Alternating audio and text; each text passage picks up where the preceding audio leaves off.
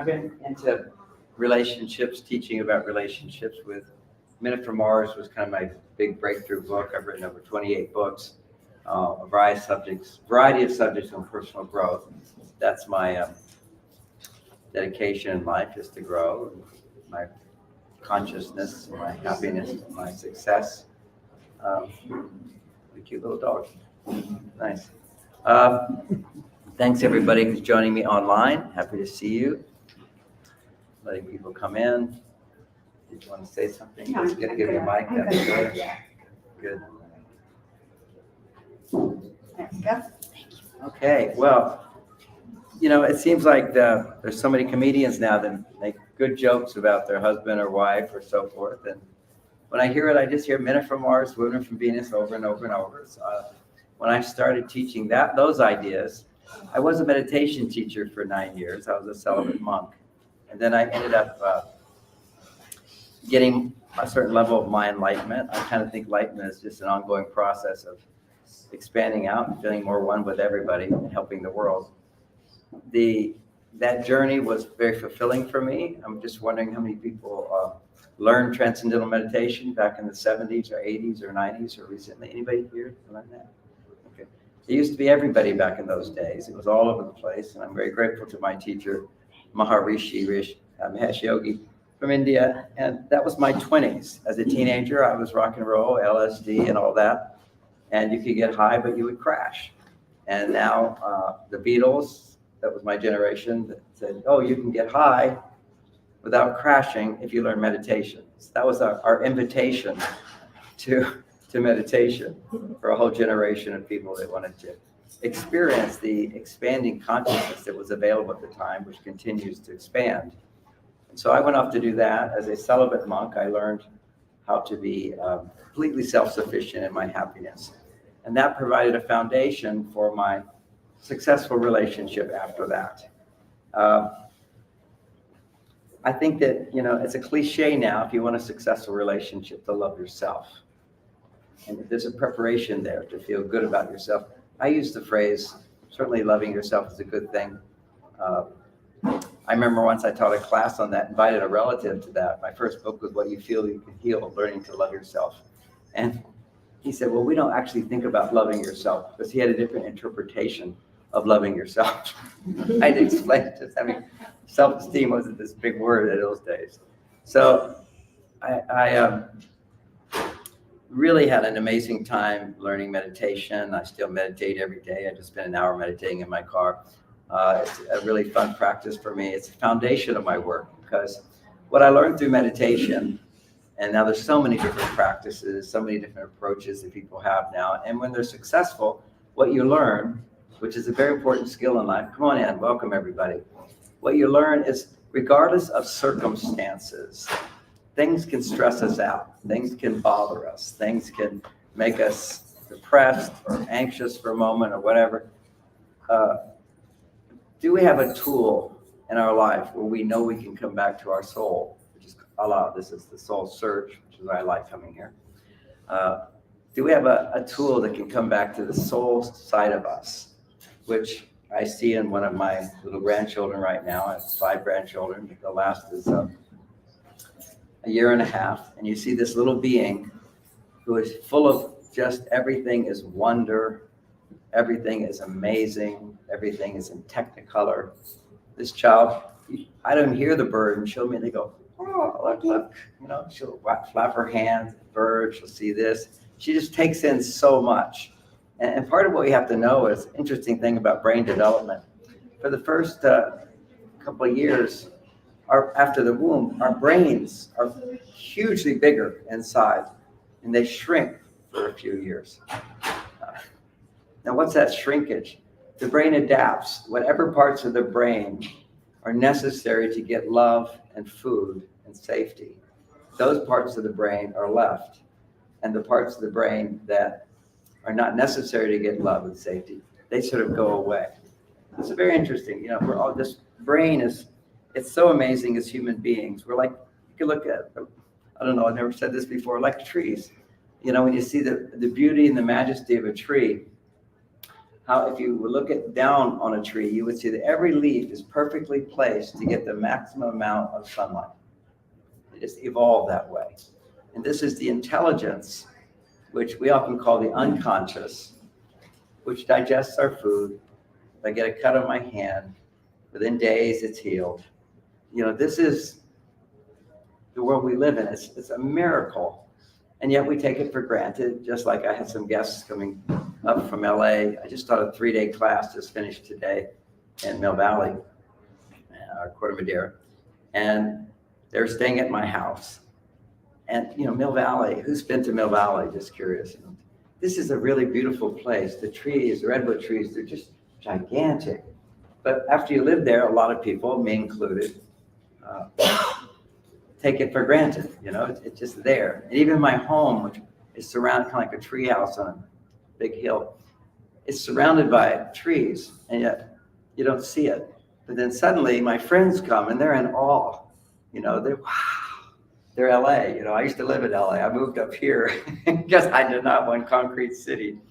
My wife said, "We need trees." And I said, "There are trees, honey. Look, there's one there, one there, one there."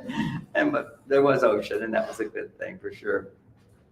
So we moved up there, and I'm just saying that beauty is spectacular when you first experience it. And then we get used to it. We take it for granted.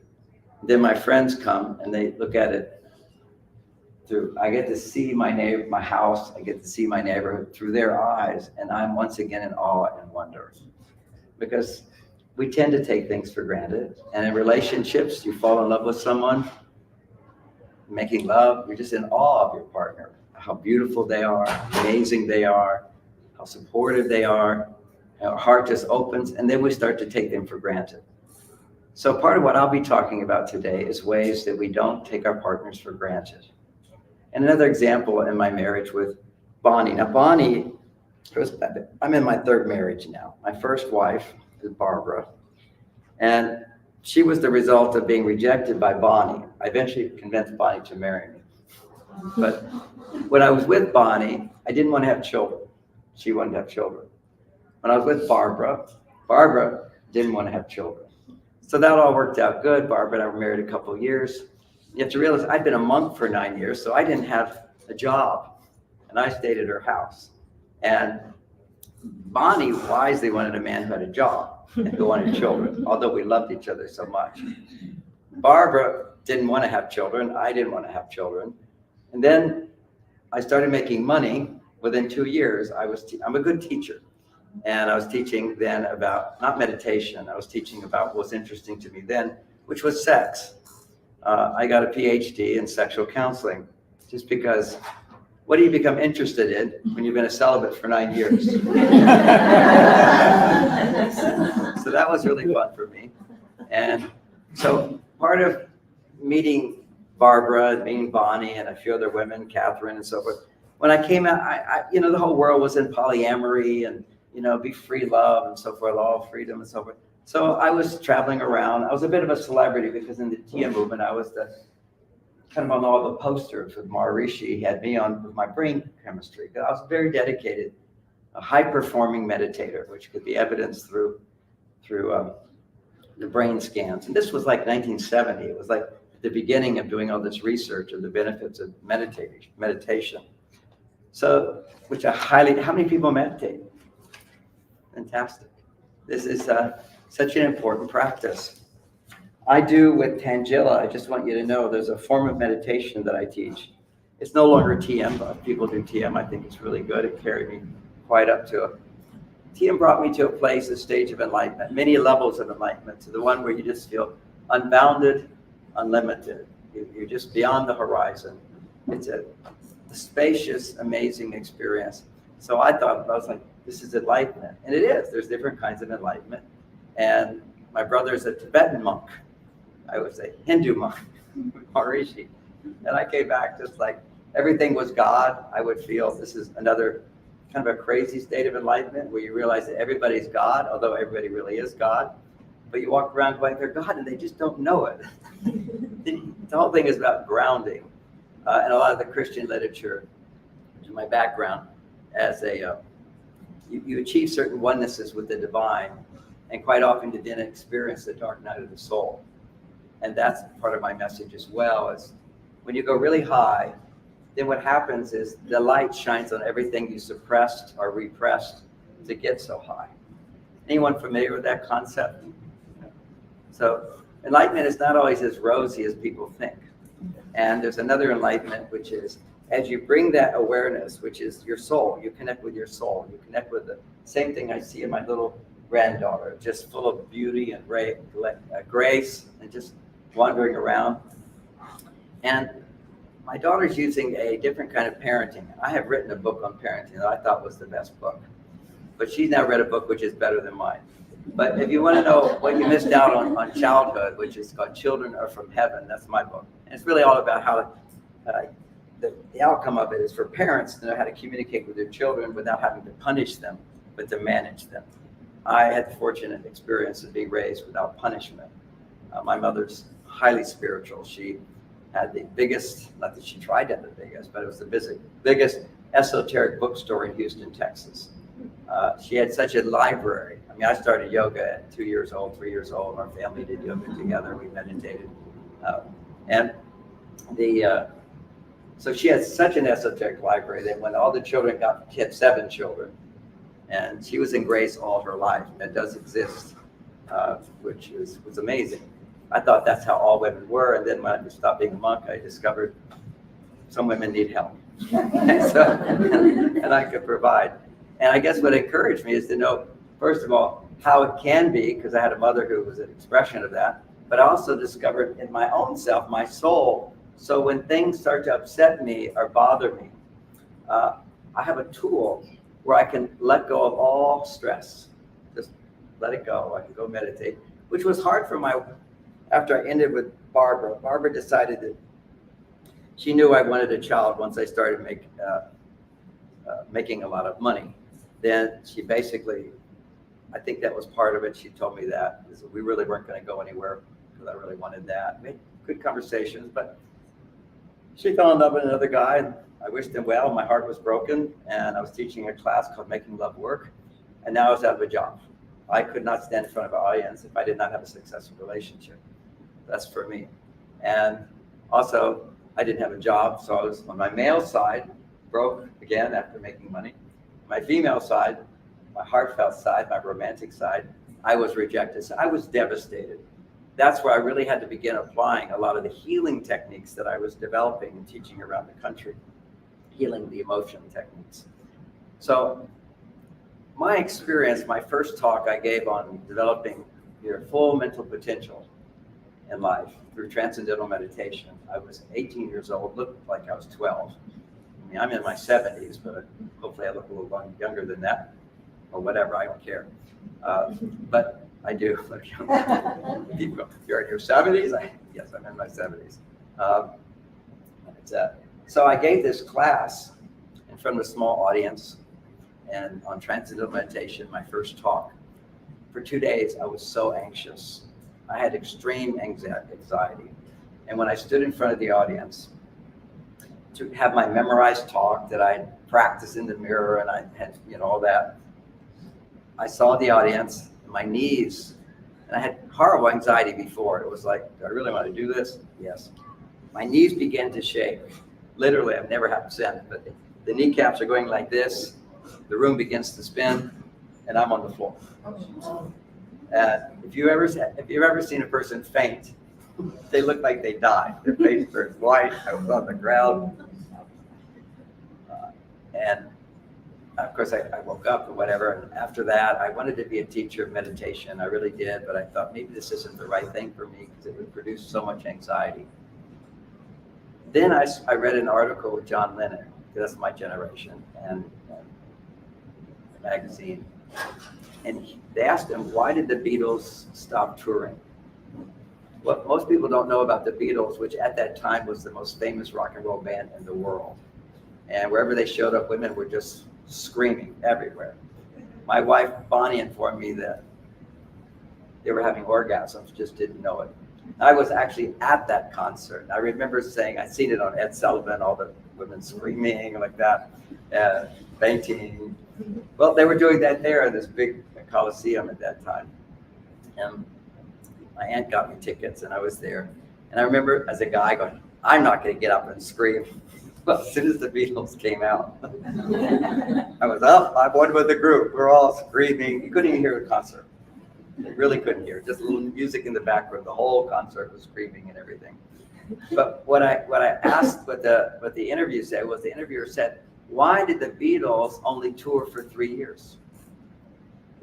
Most people don't realize, just 3 years, and they had such an impact in the whole world. It was amazing. They didn't have internet. It was just records going out and some TV shows. Well, what John Lennon said is we all stopped because we had too much anxiety before the performance. And I say that because a lot of us are searching for our soul, wanting to change our lives, express our authenticity in the world. And we grow up in a kind of a comfort zone of the way our society says we should be. And then you decide, I'm going to reach out and express more of my potential. As soon as you step out of that comfort zone, quite often you will feel anxiousness. Many people then go back in. Fear comes and gets them. But that interview was so helpful to me because I started to think maybe becoming a meditation teacher was the wrong path for me because it brought up so much anxiety. And I went through that anxiety, and then I became this monk thinking that my anxiety would go away. And it certainly did go away as long as I was not teaching classes to the public. So I could be a recluse and I could be completely free of anxiety. And when I came out into the world to teach my own ideas, which was now I was traveling around having sex with all the women, what I did, because I'd been a monk, I told them, look, I haven't had much sex since I was a teenager. Would you teach me about your body?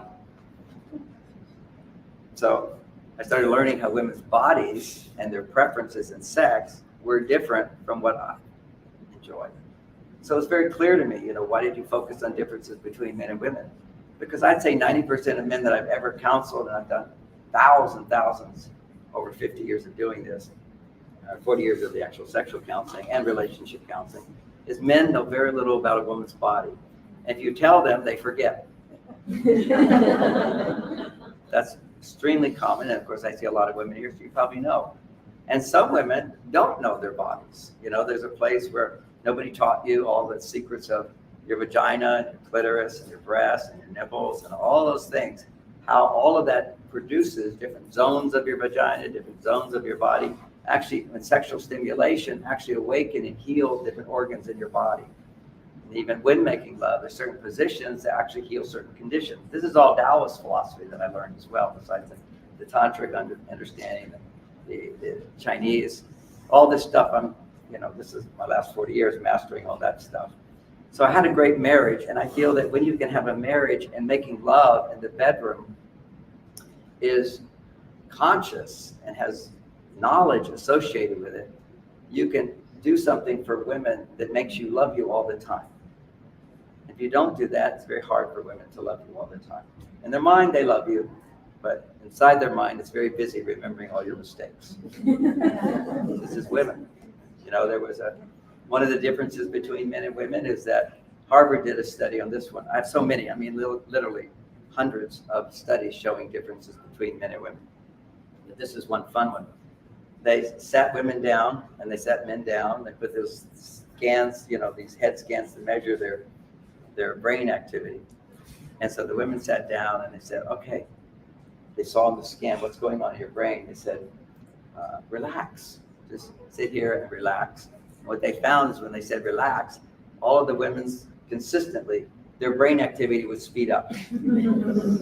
So they're sitting there doing this study, doing nothing, but just sitting there doing the study, and their brain activity speeds up.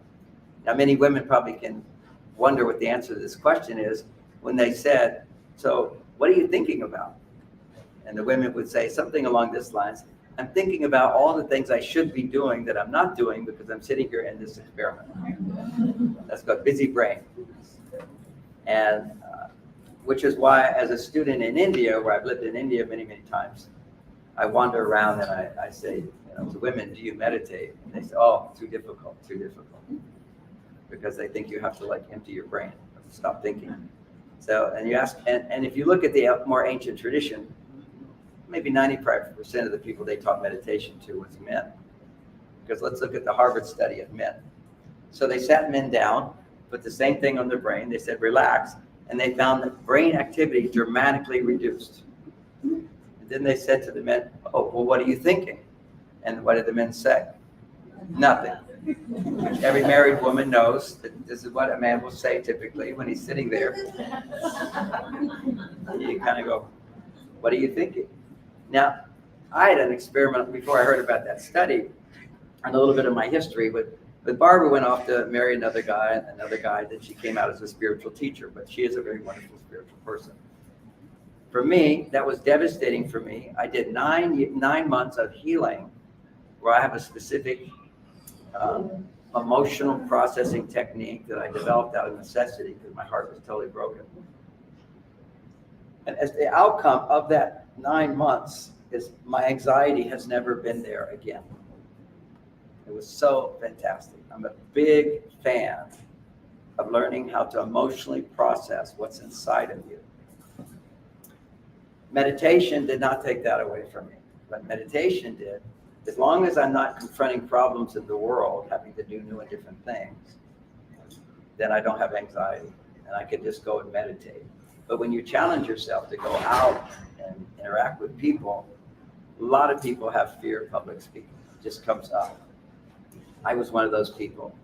And in 9 months, having my heart broken, I was able to process my feelings so that all that anxiety went away.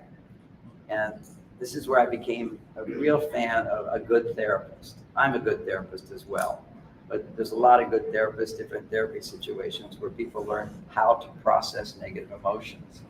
And I just spent a whole 3-day class teaching the whole audience how to process negative emotions, which means that you discover through your experience that when you're upset, anytime you're upset, how many people have ever been upset? A little audience participation here. When you're upset, this is the belief system that I teach. 90% of what's upsetting you is something that's not yet resolved in your past. 10% is right now. For example, and this happens to be something that happens about every 7 years for me. Saturn, those of you who understand astrology, tends to move in a certain quadrant. I have pretty much the same thing that happens. Dramatic upset. In this case, well, that would have been one when I found out my wife having an affair. I'm teaching a class on making love work. That was a shocking thing. And then, but at these 7-year cycles, certainly planets are changing all the time, but Saturn tends to move in 7-year cycles. And this was a 7-year cycle. The last 7-year cycle for me is my wife, Bonnie, who was happily married to for 34 years, who is a big center of my book, Men from Mars, Women from Venus, my most successful book of all, understanding how men and women are different in a playful, positive way with some very practical insights, which is caught up with over how many books we sold now, keeping the number more realistic. In terms of my royalties, 50 million books. In terms of the royalties I get. But I know that my 45 countries are not really giving me all the royalties. And I know all the libraries of the world, more and more people read it. So I think a lot more people have read it and loved it and shared it with other people. It's not for everybody. It's definitely not for everybody. Particularly when people have children, or they get married, then they start seeing these challenges come up. And that book helps. I'm going to talk about a few of those. You can find all of them in that book. And I want my most recent one on this, not here. Here it is. This is another one called, there's the Men from Mars, and then there's Beyond Mars and Venus. Because if you're not in more of a traditional relationship where the man makes more money and you want to have children, you know, if man makes more money and supports you and you're having children, boy, Men from Mars, you're going to feel like I'm following you around all the time. Are you under our bed hearing our conversations? Because it's almost predictable. Certain common misinterpretations men will have about women, women will have about men, which then causes us to behave in ways that we think are smart, but not. Can only make it worse. one of the most common examples in that was very popular for men. Would always stop me in the airport. They still do. This is almost, 25, 27 years later. Still, wherever I go, like I was just at the restaurant in Mill Valley, somebody said, "You do John Gray?" I said, "Yes. I read that book. I was really thinking about leaving my wife. I turned everything around." Next day, somewhere else in Mill Valley, it just happens wherever I go. There's some guy that will come up to me and said, "That sure made sense." Occasionally, in the airports, what happens is there's always somebody that comes up and says, it's usually the man, women are respectful of your space. They kind of, when Bonnie was alive and I used to travel, she'd walk behind and she'd see everybody go, "That's him, that's him, that's him." But they had little conversations. I don't look exactly the same now, so it's kind of like a mystery. But is that him? So the men will come up, and this is a very routine thing. They'll say, "We read your book, we were divorced. We read your book, we were separated. We started dating again, and we're back together. Thank you for helping us save our family." It's very profound. Not that every couple gets that experience, but sometimes, because we don't understand how men and women are different in a positive way, we start to think we're just too different to ever get what we want, just too different to get what we need. And it's not so much that, when, of course, my thing is that not we're too different, generally speaking. We don't know what each other needs in a language and with an awareness. So here's an example. One men will always say, "Man, changed my marriage." I said, "Well, what did I say? What did you read?" Said, "That thing about women need to talk. I just didn't get it. I thought something was wrong with my wife." We could just talk, and then we argue, always argue. Then I read your book and explained what's going on when she's talking and how you miss, all I need to do is nod my head and do my best to empathize and listen. And she'll talk herself in a circle. From everything's terrible to everything's good. All I have to do is just be patient. That was it. Just ask questions. Never give answers. Even though they'll say things, "Well, why'd you do that?" "Well, tell me more." Now, later on, in this book, Beyond Mars and Venus, this is now 25 years later, I give the answer. Instead of "women are from Venus, that's just what they do, we're different." In that book, I explained the difference in terms of biology, which was very timely, because if you remember the Supreme Court Justice asked her, "What is a woman?" She said, "You have to have a biologist." Well, I'm not a biologist, but I've studied biology for 30 years about men and women's biology. And I've read hundreds of studies on this whole thing, and I've taught it all in different books, and books on this and this and this. Well, this one is, why it's Beyond Mars and Venus is because women today are different than 30 years ago.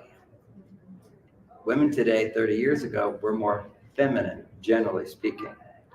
When you're more independent, and I have definitions for feminine and masculine that most people resonate with.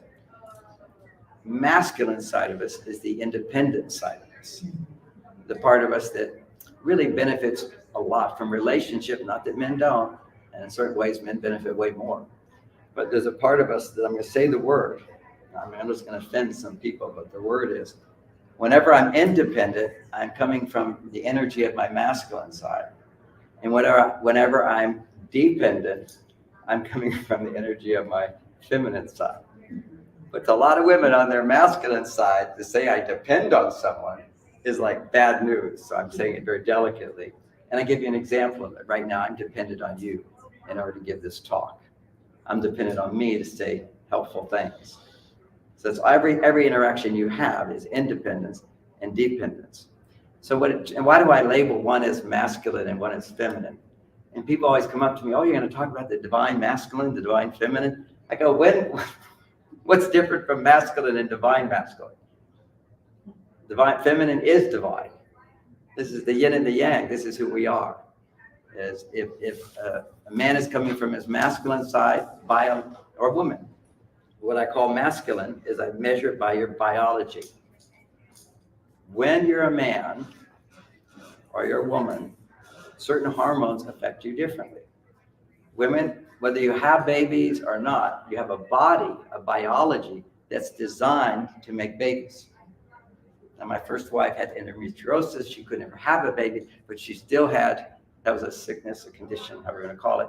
But She had a biology that required certain hormones and a cycle of hormones every month that's changing every day. And what I mapped out here in this book, Beyond Mars and Venus, is every couple of days how her hormones change and the balance of hormones change. Major hormones in that are the hormone of estrogen, the hormone of testosterone, the hormone of progesterone, and the hormone of oxytocin. So there's a map that it took me like 3 years to figure this whole thing out. Women are complicated when it comes to hormones. And we all know that. Women are like chocolate, the most complicated. If you go to a taster or these people who develop flavors, chocolate is the most complex and vanilla is the most simple. Men are vanilla from man's point of view. Women think we're highly complicated because you don't understand us. But men, it's up or down. Testosterone goes up, we are feeling great. Testosterone goes down, we're not. That's the major contributing factor for men, ruled by testosterone.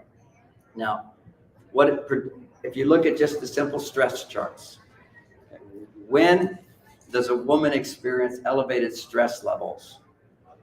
When her estrogen levels start to drop and her testosterone levels start to go up. Say that again. It's real basic. This is like ABCs of male-female plumbing. When a woman is happy, her estrogen levels are 10 times higher than a happy man. Now, what does that tell me? Wow, if I could figure out what I could do to raise my wife's estrogen levels, I have a happier wife.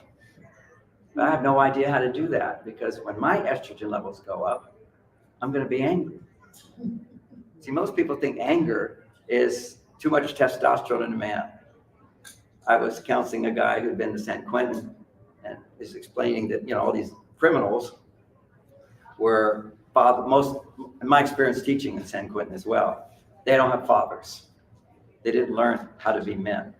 But he said, these are ultra masculine men. I say, no, they're not. Whether they know it or not, if you're angry and you're a man, or you're angry and a woman, guess what hormone is happening in your body? Estrogen.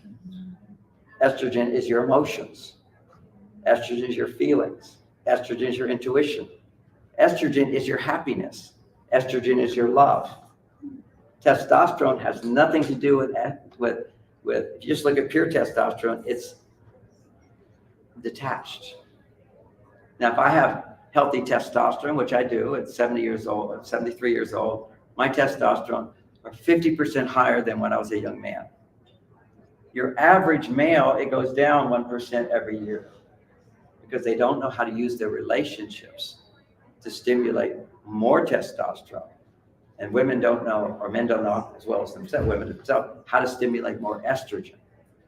And so we find statistically, one of the things that stimulates estrogen in women is commitment. When a man is absolutely committed to you. Why is that? What does that do? Well, when a man's not wandering, cheating, looking at other women, feeling you are the number one person, you're safe. Safety is oxytocin. Oxytocin, which is just, I feel safe. Then when you feel safe, then you feel I can depend on someone. And when you feel I can depend on someone, then your estrogen levels go up. That's why relationships can be so powerful, is you have commitment, not polyamory, not one-night stands, not being alone, but you have somebody who's always committed to being there for you. So let's look at the data on married couples versus all various types of singles. The data is if you are married, you live longer than single people, over the board. Now then people will say to me, well, that must be the happy marriages. I don't know about the details of all of them, but they're measuring all of them. And if you're married and you live a long life with your marriage, you will stay healthier and longevity will increase. This talk is love, romance, and longevity. Longevity occurs. Who are the longest lived people? Married people. This is something to know. Everybody's into biohacking for your health and your awareness and whatever. And they go to the blue zones and all those places. Not only are the couples married, And even when somebody dies, they're still married to that partner. You know, they still have their picture everywhere. They're in love with them. There's love. A different kind of love happens when you're in a committed relationship. And I prove that with biology. When a man has sex with a woman he's married to, after that, he produces a hormone called prolactin. Who's heard of that? Nobody. Very few people. If you look up prolactin, you'll see that people who have prolactin live longer and are healthier.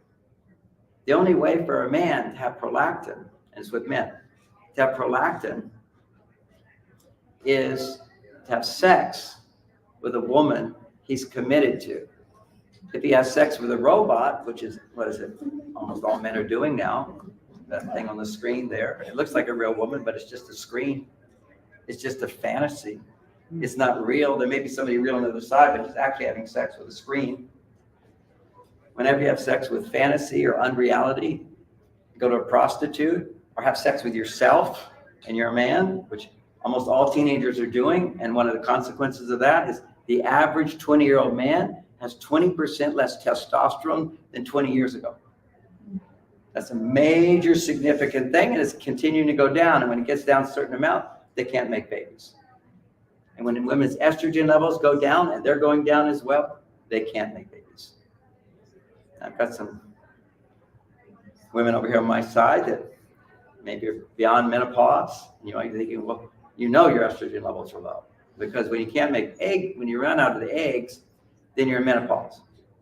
Can you get estrogen? Yes. You can still get the estrogen you need for happiness and fulfillment and long life. And that estrogen is produced from your adrenal gland. And your adrenal gland after menopause and even during, it could be easier if women didn't have such a stressed out adrenal gland. With that, and I'll just throw in there one of the most current research, the most potent thing to avoid perimenopause, menopause, and postmenopause dramatically drops in estrogen. What is it? From deep muscles. Muscles. This is the latest brain research. You want to avoid dementia. You want to avoid Alzheimer's. My sister died of Alzheimer's at 60 years old. She was completely not exercising person. And I'm not saying you have to go to the gym and build muscles up. That actually can get in the way of your female hormones. But you need to use your body. You need to use your muscles. And research is showing that there can be lots of different kinds of exercise. But 30-minute walks are proven to dramatically drop dementia and also help your body make estrogen. It's basically, there's a whole reason for all this, but I'm giving a short talk, but that's just the outcome. I just want to give the outcome on that. Stress for women. Oh, by the way, it's not jogging. For men, jogging's fine. Women are all jogging. And if she's jogging and it's like she's smiling at the same time, that's perfectly great. But if you see some women jogging, anything that's stressful in your exercise is going to not only not have the benefit result you want, but it also inhibits fat burning. Okay? Inhibits fat. And these women are just trying to, get out of breath. If you're out of breath, you're stressed, you don't burn fat. And the thing for aging men to understand with testosterone, maybe a few more words on testosterone. So testosterone, what does it produce? I just said independence. That's just one of the aspects of testosterone production. That's a good beginning. And the other one is dependence. So what is a relationship with somebody? You're interacting with them. You're depending on them for something, for human contact. There was so much marital distress and divorce and unhappiness and needing to take antidepressants and sleeping pills, all that during this foolish lockdown. Why? Because we stopped having relationships. And 6 feet distance, do you know what that is? Maybe the most maniacal person in the world figured that one out. Because you have an energy field that's 6 feet. And if you keep 6 feet distance, you get no fuel from other people's energy field. My wife used to say to me, if I wasn't in a good mood, honey, would you go buy some cauliflower at the grocery store? Just get me around people. and my energy field opens up. For me, it's not like I would be in a bad mood. It's just I would be completely one with the universe. It's hard to find this guy. Where are you? So she wants to have this feeling guy who's connected to her. And as a human being, I get a certain type of connection through my wife, but I need more than that, not sexual. I need friendships. I need interactions. There's a really great booth over here, which is called Human Design. Who's done Human Design? They have an understanding that we all have certain energy centers that are empty and certain that are active. And if one's empty, you'll naturally be drawn to somebody who's active. If you're active in one, people will be drawn to you. It's amazing how it is. They've developed whole kind of their own astrological thing with it. It's profound, but there's reasons why on a biological level, on a hormonal level, on messages that we send out, and on astrological levels, why we're drawn to certain people and not others, and why those relationships can change. So I just had this 7-year Saturn thing, which is big upsets for me, big changes. Like the time when at 28 is when big time for a lot of people when they grow up. And that's psychological. I observed it. And then suddenly we have biology that shows that the prefrontal cortex cannot develop until you're around 25 to 28. And if you don't have education, it doesn't develop. Just to put that in there. You miss the window. There's certain things that we're just gonna, we all have challenges, but that's a real key one. Is education is very important. The ideal thing in your 20s, I'll just put it out there, is learning self-sufficiency. I was graced in being a yogi and learning how to be happy on my own. I can be happy on my own, but not the kind of happy I feel with my children, and not the kind of happy I feel with my wife, my grandchildren.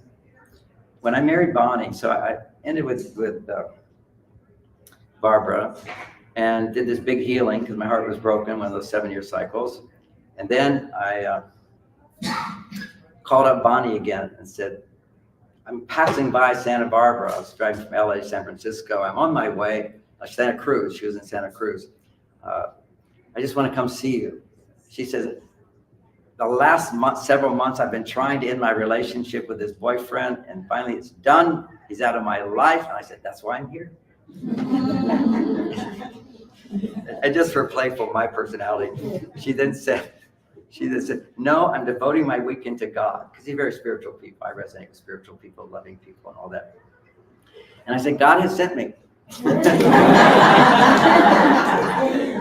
I mean, it would be a whole funny movie, because we talked all night, and in the morning, and we were in bed talking all night. We didn't do it, but while we're talking in the morning, her ex-boyfriend was outside the window listening.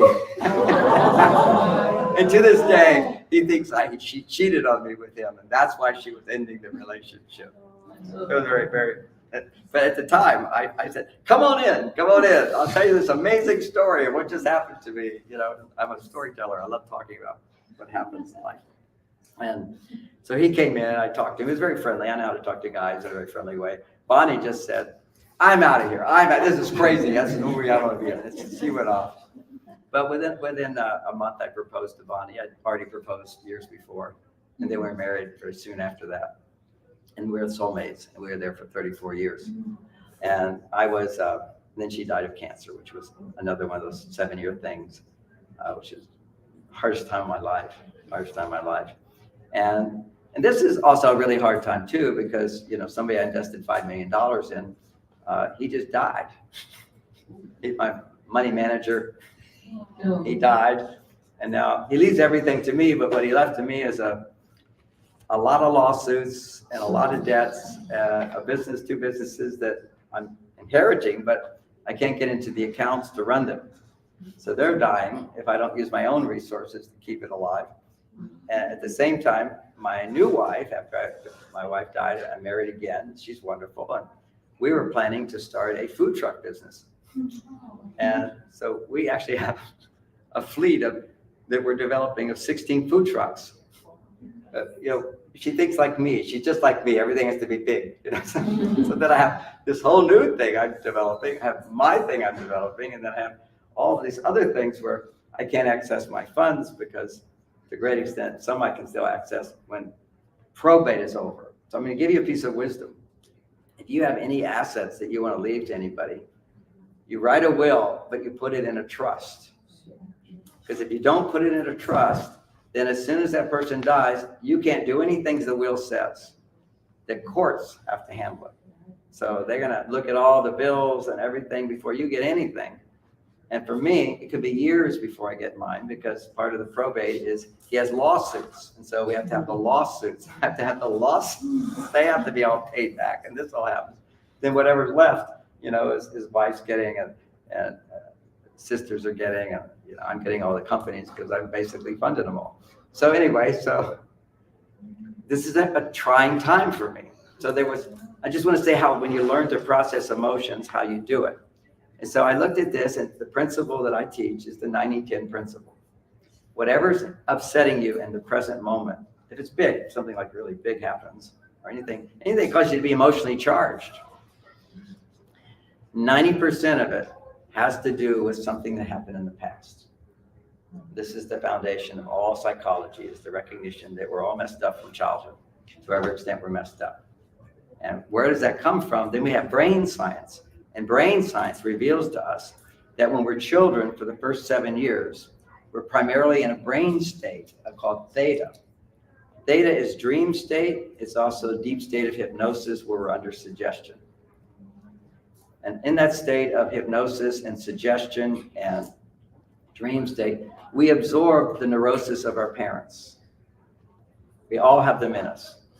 And when you can sort of handle your life, like your issues now with your life, your soul says, now let's deal with your parents. First it deals with your childhood, then it deals with your childhood is all based on your trauma of childhood as your parents. It deals with your parents, and then I've done this for 50 years. When you get to my age doing it all and being an expert at it, then you're no longer dealing with that. You're dealing with the lineage of your parents. And that's where you go back into past lives and so forth.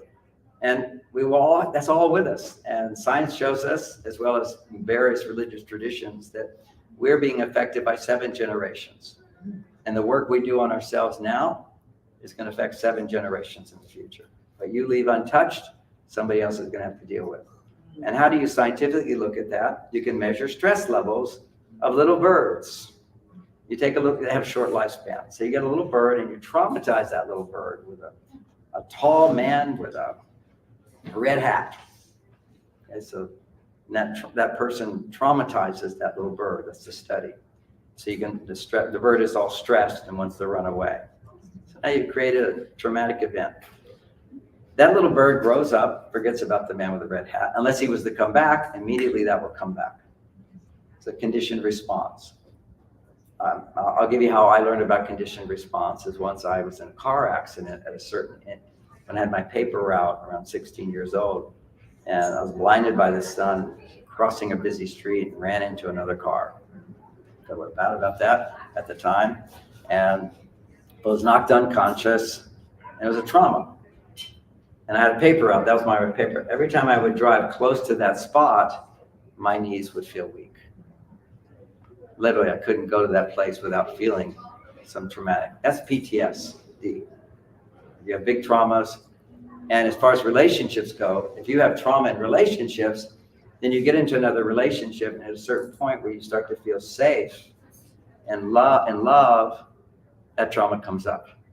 It doesn't come up if you're stressed. When you're stressed in present time, it's right now happening. But when there's no stress in present time, kabang, that's where it starts coming back up. We have to know how to deal with that. What we know now with PTSD is these soldiers are just doing their job, but when they come back to this world where they're safe, that's when it comes up. Your brain says, can't deal with it. When you just see all your friends just shot and dead and you're in danger, you have to protect yourself. So your brain produces cortisol in the brain, which cuts you off from any emotions. So basically, particularly for men. And it would just shut down emotions until later. And the emotions that you could have felt then if you felt safe will now come up. Because emotions come up when you feel safe. Emotions are estrogen. And we also know that when men have a lot of estrogen go up, when they feel safe, too safe, this is like a retired man, his testosterone crashes. And he dies. He's got 2-3 years to live once his testosterone goes down. They'll talk all about cholesterol as the cause of heart attacks. There's actually no research showing that cholesterol levels have anything to do with heart attacks. I just want to say that. I met the guy who invented Lipitor, which inhibits cholesterol. There's a black box warning. That means a significant warning on Lipitor, which says can cause dementia. May, of course, cause dementia. Because your brain needs cholesterol. You need saturated fats. It's like really important. Everybody's been ignoring it. Now we have a society of everybody with dementia. Cholesterol is very, very important for our health. The only evidence that they have evidence that Lipitor, which reduces your cholesterol levels dramatically, brings them back to what they call normal. It will increase your lifespan 2 weeks after your first, if you start taking it after your first heart attack. Now, what else happens when you get your first heart attack? If you go to a doctor, the doctor's going to put you on cholesterol. The doctor's going to say, you're going to die if you don't get on that, if you're not on that treadmill. I mean, you have to start taking vitamins, you have to start this, you have to do all this stuff, otherwise you'll die. That's what keeps people alive the extra 2 weeks, not Lipitor. The research on cholesterol shows that half the people with heart attacks have low cholesterol compared to what we call normal, and the other half have high cholesterol. So in scientific terms, it's not the reason. But in terms of scientific terms, for men, what there is something called oxidative cholesterol. Now, oxidative cholesterol is just stress hormones in your body. If you're producing stress hormones consistently, you will oxidize your cholesterol. And it's the oxidation of cholesterol that can cause all the plaque and cause the breakdown and cause the heart attacks and so forth. But when do men experience chronic stress? The only time a man is experiencing chronic stress is when his testosterone are lower than the norm and his estrogen is higher than the norm. See, this is simple plumbing. Men who have low testosterone, they don't just have low libido, they're passive, they're irritable, they can be aggressive, or they have fight or flight basically much of the time. So you want to talk to them, they either get mad at you or they stop talking and they walk in another room. Fight, flight. Why? Because his testosterone levels are low. And his estrogen levels start to rise too high. So whenever you're in an argument, why does he get mad when he's not practicing what these guys come up to me? One idea, one of the hundreds of ideas in these books, but this is one men will always say to me, I just have to listen, I don't have to speak. Well, when you talk, if she's saying something that may be a little annoying to you, maybe it sounds like she's complaining or she's not happy with you, of course you're going to experience a little stress. Because men depend on women to feel happier. I'm happy in myself in my 20s. I'm a happy guy. But when I married Bonnie, I told her, my life compared to what it is now, my life was black and white. You've given me color. You were just like a whole, they say you can have a house and then you can have a home. There's no woman in it. It's a house. Women create a home. Women create family. Women are the power of the universe of love. Now, I have a female side, so I'm a very loving guy, whatever. But primarily my source of that love was my mother. And my source of that love now is my wife. Otherwise, I'm just another soldier out there in the world, doing what has to be done to achieve my goals, which often people will call narcissist, because you're doing things just for yourself. Whereas a man who has a role model of a father who made mom happy, and 60% of males today grow up in homes without a father, and 60% of females grow up in a home without a father. So you have no idea how great men can be. And you don't have any understanding of how men are. Dads just sit around and when they get home and they say nothing. My dad never said anything. My mother was very happy. She was glad about it. My dad had 2 roles. He had a good job. He worked hard. He provided a middle-class home for my mother. Her dream was 7 children. I got these people at the age of my mom over here nodding their head. Yeah. What's all this fuss about relationships?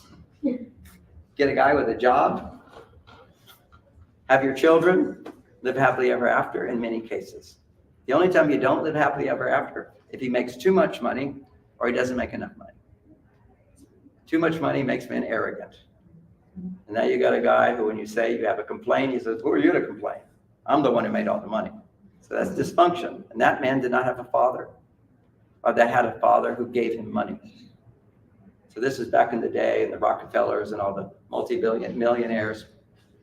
There's books written about them. Their children, males, were what called playboys. What's a playboy? A guy who doesn't want to make a commitment, a guy who throws tantrums, a guy who takes drugs, movie star. Anybody who's overpaid, you typically have the tendency to become a playboy because things come easy to you. 10% of the guys on Tinder or whatever those social apps are all playboys. All they have to do is say, I've got a house, I'm over 6 feet tall, I'm fairly handsome, and they can have any woman they want and have sex in one night. 90% of the guys are never getting laid. They're pissed off at women. They're feeling rejected all the time. And those women who say yes to these guys because, wow, what a dream guy. A guy with a job, how about that? You know, he's got a house. Well, I like that security. So those women think, oh, if I just have sex with them, they'll want to be with me. Not knowing that if you have sex right away with a man, your chances of a commitment dramatically go down. For a man to have the power to commit to you, to pledge his life to you, he has to earn it. If you give it away free, that was good, like it, now I'm going to somebody else. I'm going on something. That's what they do. They go from one woman to another. Can't find the perfect woman. Can't find the perfect woman because they're depending on the woman to make them happy rather than on themselves to make the woman want to have sex with them, to make a woman feel safe and happy. Women have given away. This is what's happened in our culture. And it's even worse. And although everything which has happened, it's all of God's play to bring us to a higher level. Because back in the day, I grew up in the 60s, rock and roll, drugs, get high, free sex. I mean, I had so much sex. It was wonderful. It was free, you know, it was just fantastic. You didn't have to get married. And it was like you got birth control, although I never had condoms, but it was fun time. Oh, it was just so much fun. But the end result, as I was becoming increasingly depressed, it felt empty to me, particularly going high with drugs would feel empty afterwards. I remember a song, Can't Find My Way Home. Oh, you remember the song? Yeah? What's it? Blind Faith. Who remembers that song? I was, after the Texas Woodstock, I drove home, had my little VW Bug, and I was so crashed from that, being high for 3 or 4 days, whatever it was, with different drugs. I was just curled up in the little compartment in the back of a VW. And one of my friends was driving us home, and they were playing over and over, Can't Find My Way Home. That was me, Can't Find My Way Home. And my way home was reconnecting with my soul. And so that's what brought me into spirituality, and I found my home. And I think after 4 years of really dedicated retreat meditation, there was a level of enlightenment, which was my mind has found this resting place where I can always just let my mind relax. It can go down.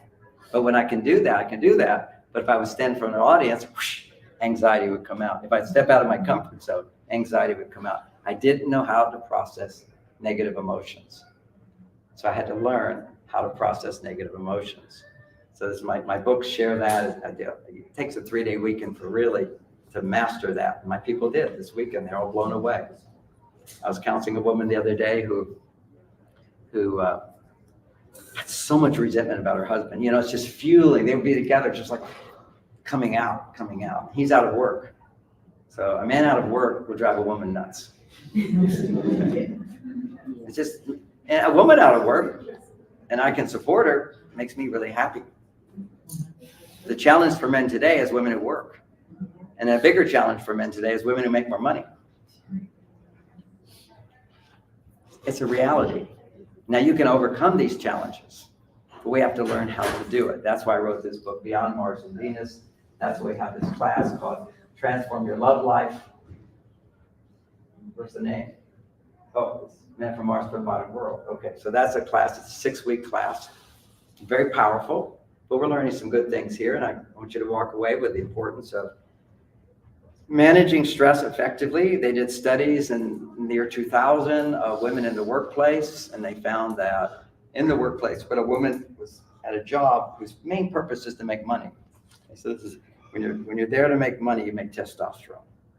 Anytime you have to make decisions based upon success, you make testosterone. Danger produces testosterone. Whether you think you're dangerous or not, the workplace is always dangerous. What decision If you make the wrong decision or you don't show up, catastrophe happens. You lose your job.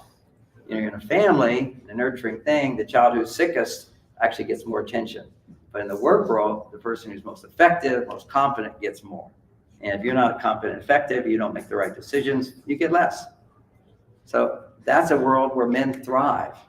And yet it was seen to be a world against women, when really the rules of the workplace, which have evolved, which I like, which is more supportive of women with teamwork, with therapy.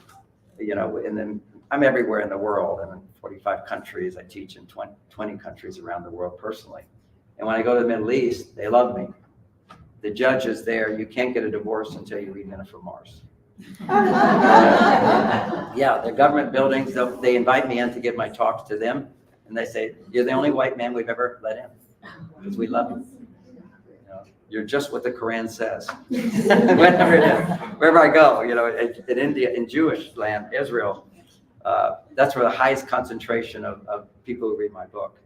And it's because I'm married to a Jewish woman. First, your wife are Jewish, so you have to have these skills to make a Jewish woman happy. It can be challenging. But any woman, you know, I counsel women all the time, thousands, hundreds, and helping men understand women, helping women understand men. But we have to learn. And, you know, maybe you all came here to think that you're going to learn how to have great relationships with a 1-hour talk. This is a problem that's plaguing our whole planet. Okay? And actually, to a certain extent, has always plagued our planet, because when a child does not grow up in an environment where punishment is not required, when people are hurt, they will start wars. That's it. And then there'll be others, particularly men, and it's a very small number of men, but they're psychopaths. Now measure the hormones of a psychopath. They have no estrogen. So they only have testosterone. So they have no compassion, no empathy, everything's for, and there have been books written by university professors who analyze all of our presidents. Either they're extreme psychopaths or sociopaths. Basically means, and they're almost the same thing, they have no empathy. Everything is like a Mr. Spock, although they often will call that a narcissist, where they can actually fake everything. They learn how to look like empathy. Politicians fit in that category. They know how to do it. They know how to look. Oh, our Gavin Newsom, he looks so good, doesn't he? He's so good, so slick. They're the slickest, okay? Anyway, not saying he's a psychopath, sociopath. Just saying most politicians, according to Harvard professors, are either psychopaths or sociopaths. So the theme of Men Are From Mars, I'll do a few things out of Men Are From Mars, which is what the men say to me. I just learned, listen to my wife. And it was the biggest complaint in the 90s when I wrote that book. Men don't listen, men don't listen. Teach men to listen. And I still tell that to men today. But I do more to it, which is not only listen, but if you're angry about anything, stop talking. Why is that? Because I understand the biology. The biology is that whenever you talk about what you feel, or you talk about anything with emotion, estrogen goes high. That's why 90% of the people who go to therapists where you talk about feelings are women. They'll pay to have me listen to them and not say that much. Ask questions, empathize. I don't just do that because I think that would not be a service to them. But talking about your feelings will produce estrogen and lower your stress levels, and it's proven. When you're stressed, you're not revealing. So when you feel I can't talk to anybody, you're alone, it's a major source of stress, particularly for women. I was a yogi. I didn't talk to anybody for months at a time. I was high as a kite. I don't need to talk. And we have this whole notion in the Western world with psychology. Everybody needs to talk. Oh, you're in a bad mood? Talk. What's going on inside of you? And then he keeps pestering him. What is it? What is it? He doesn't know. Men have to mull on things for a while. And if you ask the woman what's going on, she'll start talking, but if she'll change her mind in the process, you know, she goes from problems to it's not so bad. Okay, it's just a circle going around. She does that out loud. Men do it inside. Just don't interrupt the process and saying, hey, what's the matter? What's going on? Did you have a bad day? Tell me how you feel. I don't really feel like telling you how I feel. If you want a man to talk, though, and want to have conversation with a man, never ask him what he feels. This is estrogen. If my testosterone's low, the last thing I need is more estrogen. What I need is to think, not talk, or do anything that challenges me in some non-stressful way. This is men. This is called the cave in Men Are From Mars. After that book, now we know it became a merchandise thing. Buy things for your cave, men. What's your cave? At my house, I actually dug in the side of the hill a cave with a big dome roof, which is the sky. My windows. It's my cave. I go there. And where I don't want to connect with my wife or my children. Why would I be that way? I'm so cold and heartless? No, I love my family. I dedicate my life to them. I care for them all the time when I'm not in the cave. So now if my wife needed to come to the cave, it's not like you can't come into my cave. The door's unlocked all the time. But there's a rule. When you come in the cave, you can't say, how do you think in this mess? She'll just start cleaning up. No, just leave my stuff. Oh, this is my stuff. When I was so successful with Men Are From Mars, we got a bigger house in Mill Valley, a lovely home, and there's a big kitchen, lots of drawers. And her comment was, what are we going to do with all these drawers? I said, so much space. It's amazing. Would it be okay with you if I have one drawer that's all mine?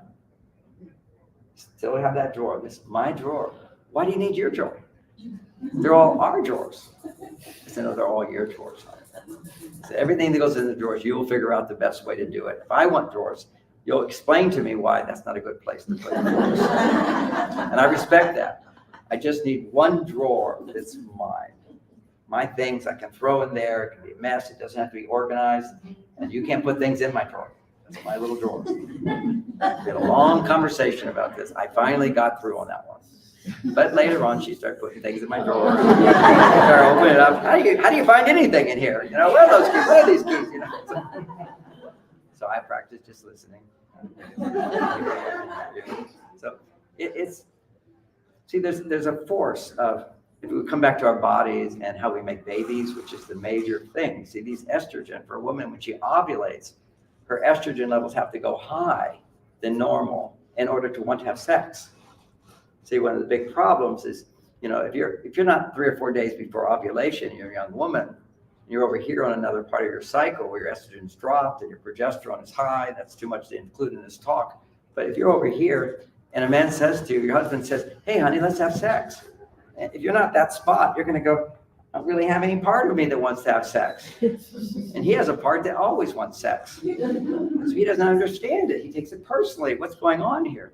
He doesn't know that if you know how to keep raising your estrogen every day, and I call them biohacks, relationship biohacks, you can keep her estrogen levels not just 10 times higher than a man's, but 15 to 20 times higher than a man's. Just by, here's one biohack, 4 hugs a day.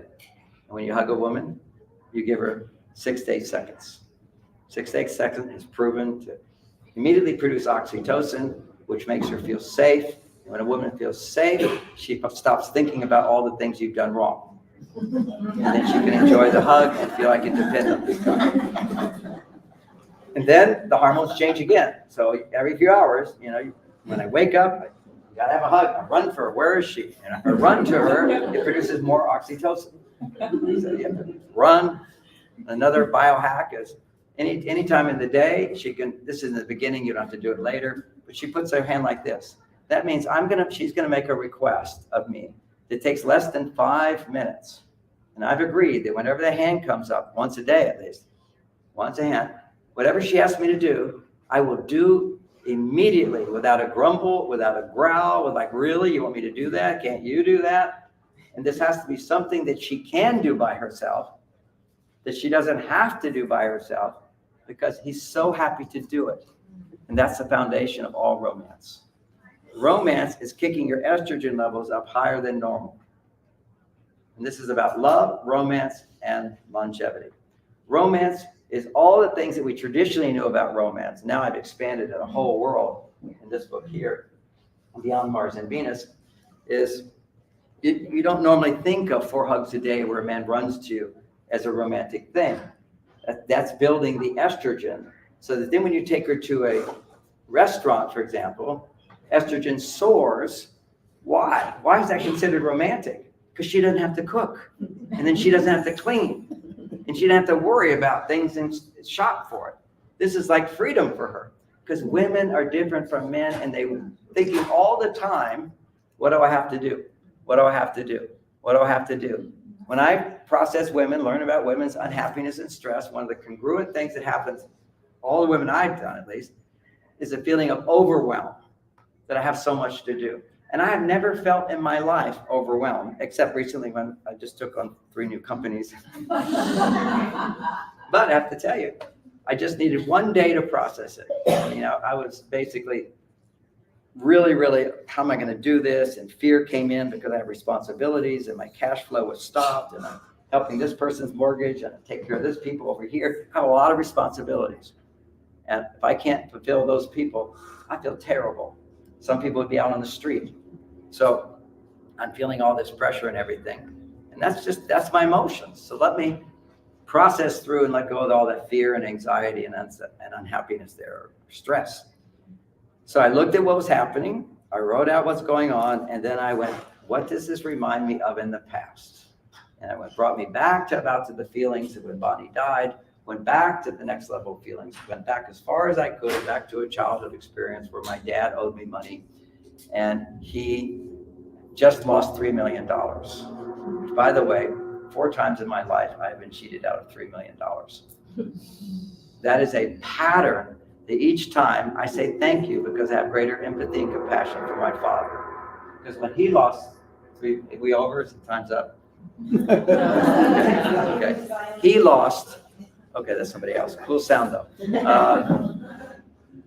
When his father died, he got $3 million from the business, the oil company. And he had some friend who got him into something, a gold mine, because he didn't know anything about investing. And he lost all $3 million. And this is when I was a young kid. And then I grew up in a family of 5 older brothers, or 4 older brothers. And everybody was saying, oh, we could go to Europe, we could do this. Except Dad lost all the money. Except Dad lost all the money. Except Dad lost everything. And when my kids are growing up and suddenly I lost $3 million. I had so much money, I was going to have my own island with a retreat center on it, and I could do alternative health without the government controlling me. It was an altruistic thought. And it turned out 2 other billionaires also had bought the same island. So it was some guy just selling an island in the Bahamas. You've heard that story. Well, it happened to me too. So there's other ones as well. But and another one I invested in the beginning of before Google was known. The early version of Google was this university professor, and it was a woman. She was brilliant. She developed language skills and so forth. And the company was going to go public. I put in $3 million. That number, 3 million. And she decided she didn't like the board of men who didn't know how to listen to her. I understood it. They should have had me there. But anyway, she decided she didn't like them all. It didn't go public. And on a side deal, she sold it to Microsoft, and that became Bing. That's their search engine. Good investment. It's not like I'm stupid, okay? So it's just like, I shouldn't have trusted this guy. But the guy I trusted is the guy who just died as well, because he also made me $5 million about 3 years ago in a company that we started together. So that was good. But I gave the $5 million back to him. And then he had some trouble, and he died. He's 10 years younger than me. And suddenly he died, no trust. That's shocking. So here I am feeling all the stress of that, all the pressure of that. I processed it going back to my childhood, back to this event where my dad actually had a similar kind of thing happen. And he owed me money, and I'm a little boy, and I said, you owe me. And he said, well, I can't always pay my debts, because he couldn't. He was like me at this point. And I was so hurt. I was so mad. This is the first time I was so mad at my dad that I wanted to punish him. So what did I do to punish him? I drank poison to kill myself, because he'll feel really bad. He sees what he's done. And I learned a very important lesson. That was chloroform. We used to, little baby cats would sleep under the tires of the cars, and you'd run over them. You want to do mercy killing, so you give them a little cotton chloroform and they die. So I started with chloroform, half the bottle in my pillow, just went to sleep. I woke up, I was alive, so I drank the rest of the bottle. For a good 9 years, had stomach problems. So I got reminded that punishing myself to punish others is not a good idea. And what I've learned is every time I withhold love, I'm punishing myself. Because the greatest pain we can ever feel is withholding the love that we have for others. That's what we do. We all do it all the time. If you don't behave the way I think you should, I stop loving you. Although prior to that, I had love. Now, loving someone doesn't mean letting them cheat you again. I wish you well, but I'm not going to hold it against you. Try to understand. When you understand people, you have empathy and compassion, a much happier life. Here's an example I use. If you imagine, how much time do I have? About 5 minutes. Okay. I'm really into cars, and which, by the way, I love the Tesla, and you can buy one for like $22,000. You get a 3. Amazing investment right now.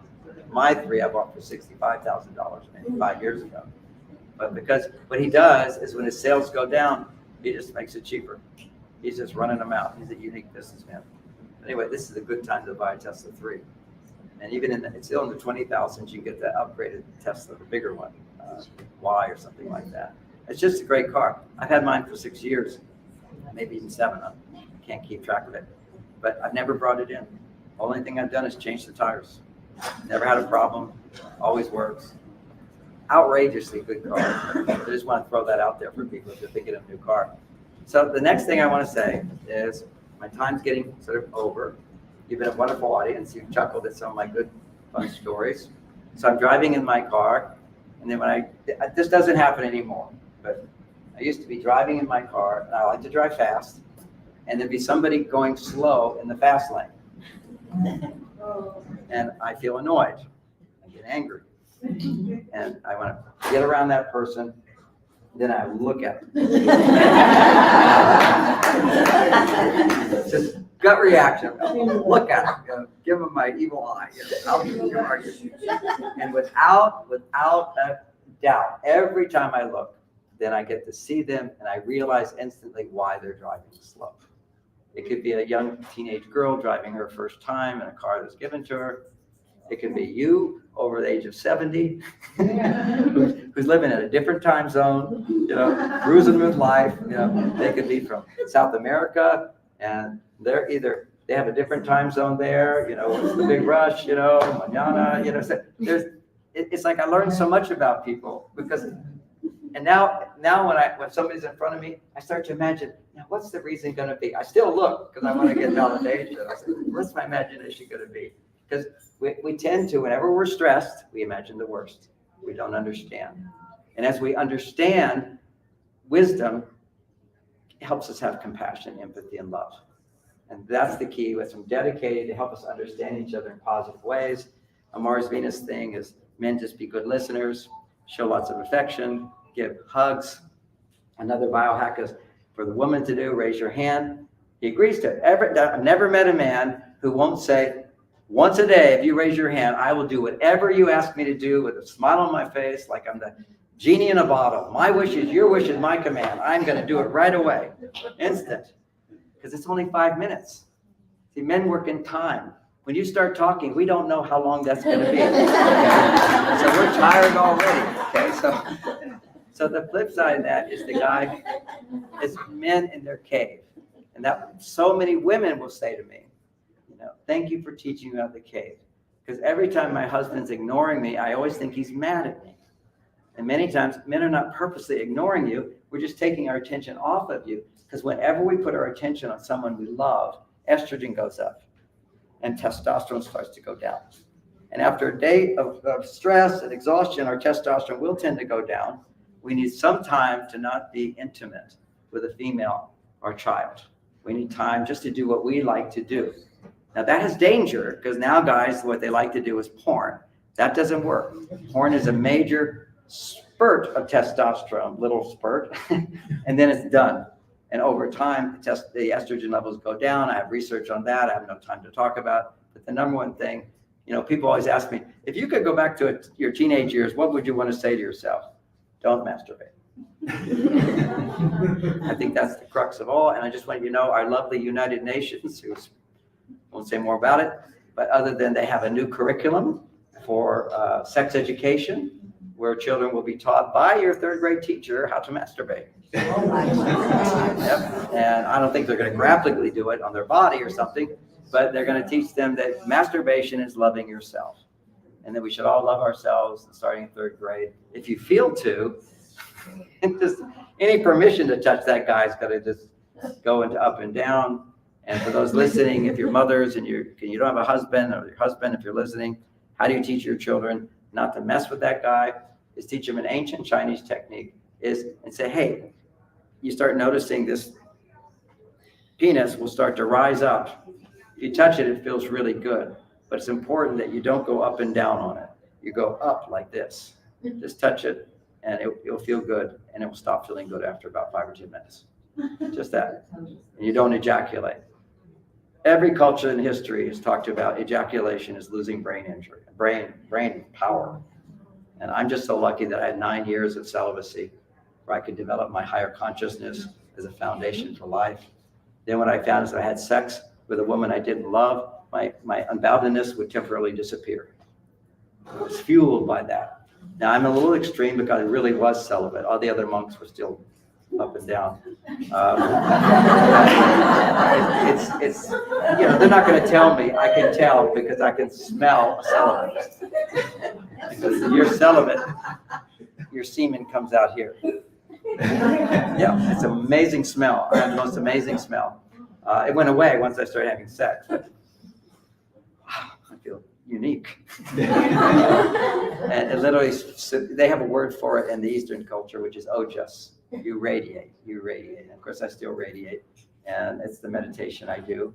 And also, I make sure I don't have too much sex. It's very important. Now, what you can learn as you get older, none of you young guys will be able to do this, but learn to be multi-orgasmic and never ejaculate. So I never ejaculate now. I have sex. Now I can have sex every day, practically, unless I can. It's not every day we do it, but almost. Because it never turns off. You see what happens when men ejaculate, they're done for a while. There's so much estrogen in an orgasm, it just knocks their testosterone down. And what an ejaculation is a spasm that releases the juice, which nature put into us to make babies. But this is something all the Tantra teachers teach, the Taoist teachers teach. Only masters really can do it. They can learn to do it. But I teach a class on that as well. Can teach people, even they don't have to be my age to do it. What you first have to do, there's a lot of things you have to do, and I teach that. But that's something to look forward to. I mean, just think about every night when you're getting in bed. It's not like you're doing it, you feel like you want to do it. That's the whole thing. And if a man doesn't ejaculate, then a woman stays in a high estrogen state. Because every time a man ejaculates, she's deflated. It's just the juice that keeps her up is a man's passion and interest in her. And then when it depletes, then it's back to herself again. She can't depend on that energy to prop her up. So those are some interesting concepts. I wanted to throw some concepts out there, some ideas. Mainly that when men go to their cave, not to take it personally because it's something he needs to do. And even when he's sitting near you and he's talking to you and suddenly he stops talking, or he comes home and he's not talking, you'll say, what are you feeling? Say nothing. Okay. Remember the Harvard study, he's feeling nothing. And don't encourage him to talk because he could be feeling a little annoyed or stressed about something, because men are when a man is stressed, his estrogen is too high. If he talks, it will only go higher and his stress will increase, but he'll blame you. So you don't want that. I humorously, in my Broadway show, where I actually had a Broadway show and this stuff, I had the most successful show in history, because I had no props or anything, it was just me on stage. So all the money came to me, and I was the biggest theater, the Gershwin Theater. It was amazing, and everybody hated me because I made so much money off of it. So, but one of the examples there is one woman, I'm reminded of these lovely ladies here, told me this. When you told me this, I realized my husband goes into this cave and I just have to get in there. I got to know what he's feeling, what's happening. And when I go in, he starts digging holes. He's digging tunnels. Because sometimes for a woman, if you're pursuing a man when he pulls away, you're going after him. What are you feeling? What are you feeling? He's running away from you. A little dance that goes on. Stop running after him. Balance that with. Sometimes women say, well, if he's in his cave, what am I supposed to do? You're supposed to have a life that makes you fulfilled. So he's only a piece of the pie, which is not the whole pie. We just like our slice, and that's it. We're the one that can take you from happy to happier. Your life is to be happy. Now, when it comes to hormones, people say, are there things you can take to increase your hormones? Yes, there are, but I would like to focus first on behaviors to stimulate your hormones. And the most important one for men is get rid of the belly fat. Get rid of the belly fat. Now, I'm adding this to my talks because my belly fat got 2 inches further, and my doctor told me you're a candidate for heart disease. And what happened for me is I was doing intermittent fasting, which was a big deal. And I was overweight, went down, and then it came back. And my energy levels dropped because I was only eating 1 meal a day, and that lowers your metabolism. And then when you start to eat, then what occurs is you don't have a metabolism, so your body just stores it. So this is what happens to ballet dancers particularly. They starve themselves. Actresses starve themselves to look good for those pictures, and they can go down to the shrink down, but their metabolism slows down. When they finally start eating, they balloon up. So diets just don't work. They work short term, but you deprive yourself of calories, your metabolism will stay stuck low. And so what I found, I'm in my 70s, and I discovered that, this is starting to edge out again. It was in the beginning, went right down to a flat belly, because see, flat belly for men is so important, because if you have excess fat here in the belly, it's making estrogen all the time.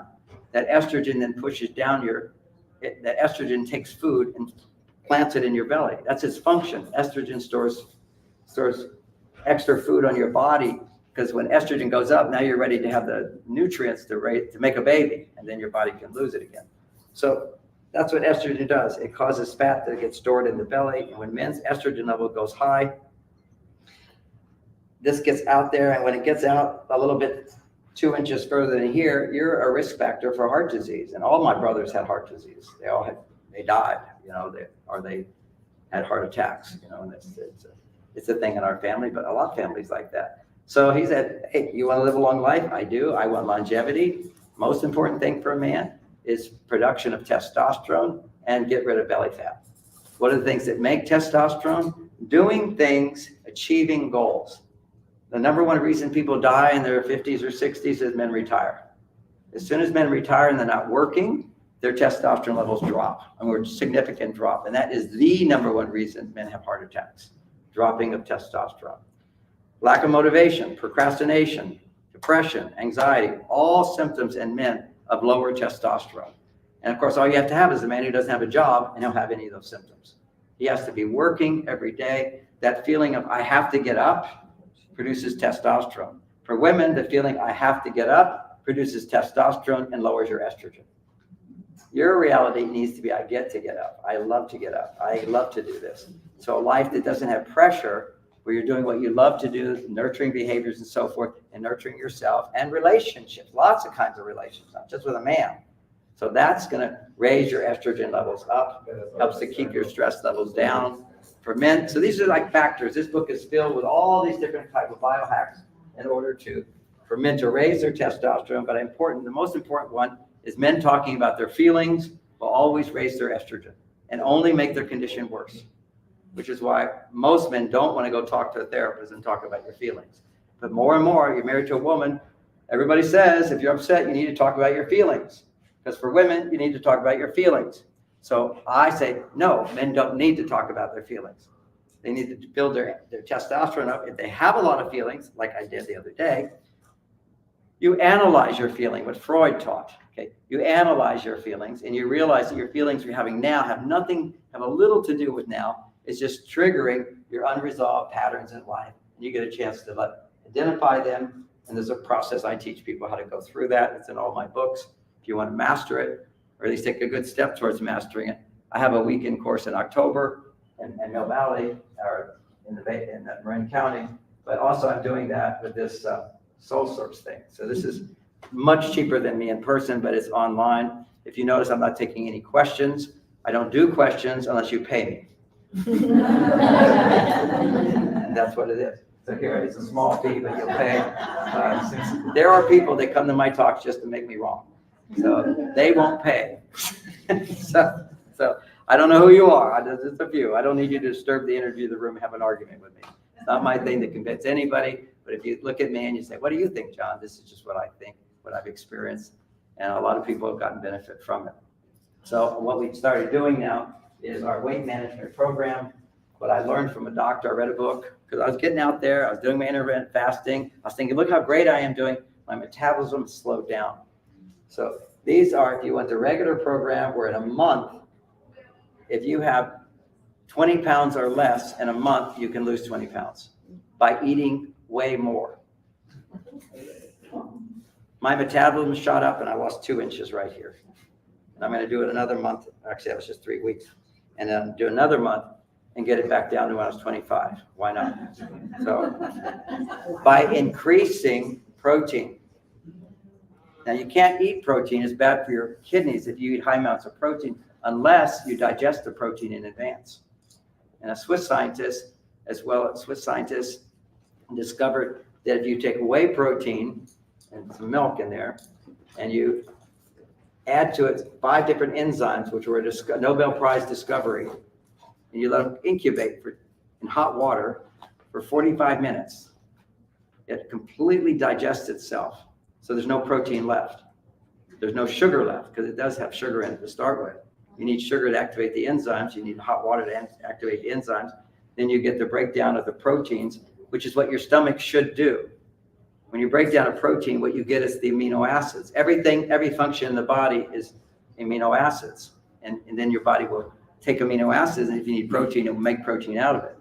But we don't get that. There's tests to show that if you were to have a normal protein shake, you would only assimilate 20% of the protein, get 20% of the amino acid potential.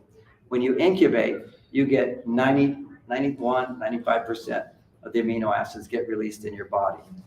And this was profound. For me, because of my family heritage and maybe 16 concussions I had Parkinson's in the year 2000. And by learning how to do amino acid supplementation, I was able to reverse it, early stage. And it's online. People ask me, how did I do it? That becomes a long process for me to help people. So Dr. Hinz, H-I-N-Z, I see some people, he has studies showing amino acid therapy in the early stages will reverse Parkinson's, or at least it will stop it from getting worse. Medical treatment only makes it worse over time.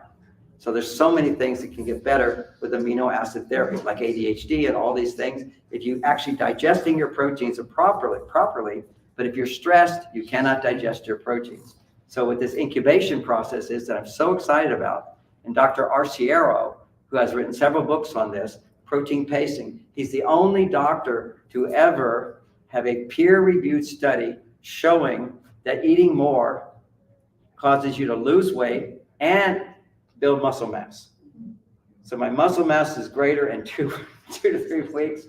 I've lost over 10 pounds, maybe 12, 13 pounds. Every day goes down one, as adding protein shakes to my normal food. You start your day with an incubated protein shake. You have your lunch. You can just have a nice lunch. You can have a nice dinner. And then an hour before sleep, you have another incubated shake. And it's amazing. It's like ice cream, but no sugar. But once you do it for a few days, because it gives your brain amino acid, your addiction to sugar goes away. My blood pressure went to one. And I couldn't get life insurance for my new wife. I wanted to get life insurance, but my blood pressure was too high. And it went right down to 122 once my weight went off. So many benefits. They say cholesterol levels normalized, all these kind of things, although I don't care about cholesterol. But anyway, they do say it changes. This is extra stress carrying around for everybody. And so being healthy means not being overweight. And, unfortunately, when you look at everybody who went to the hospital, first of all, if you died of COVID, 95% of people who died of COVID went to the hospital. Okay, something about the hospital, but it's the same. And the people who did die, a large percent of them were overweight. So let's strengthen our immune system, our lives, learn practical ways. So if you're interested in learning about weight management, the products that I use, you can buy Dr. Arciero's book, but you can also go here to regular, is like lose it's a little more expensive. This is more expensive. This is what I did, was rapid. I do 3 shakes a day, along with eating whatever I want to eat. It's somewhat healthy. And I lost all this weight. This is like a month, you can lose somewhere around 15 to 20 pounds. So We'll have this up, we'll have this up at the front. yeah, so we'll have this at the front. See, what you do, for some of you who don't know this, you take your camera on your cell phone and you aim it at this, and a little yellow thing will come up, and you click it, and it will go to a website that explains this. Okay. All right. Now, I know he's the Energizer Bunny. We have a workshop starting in here now, and just so you know, realize yeah, that. yeah, no, that's I thought okay. we were last class. I wasn't sure you, yeah, because usually he's I hang the last around one. for a half an hour. And now. he never Okay. sees me in here. I'm already packed away, and he's talking Keep away. going to the But end. we have. I'll be out there if anybody wants Yeah, to ask he'll me be up questions. there. Also, he will be in Dublin next Saturday. We will be there at the Holiday Inn Dublin, and you will be there at 5 o'clock speaking. And so you can hear more of John and more of these. And more information at More information. marsvenus.com. We have free classes, we have paid classes. Yeah. Thank you all so much.